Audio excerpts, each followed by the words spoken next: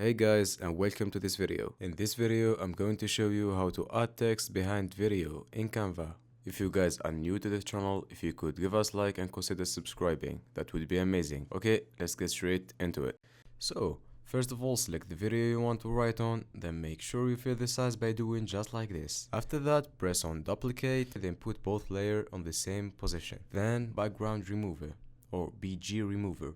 Alright, now you need to trim your clip and leave the part you want to write behind. Click on text and write whatever you want. For example, I'm writing running.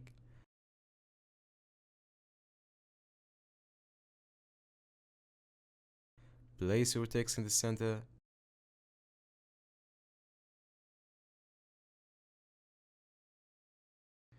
Press the three dots in the top right corner and choose position. Click backward. You can easily change text color by clicking on this A and choose the color you want. Then change your font by clicking just over here. For example, I'm choosing this one. Tap on the three dots on the top right corner and click on position again. Then layers and tap your text. Press animate.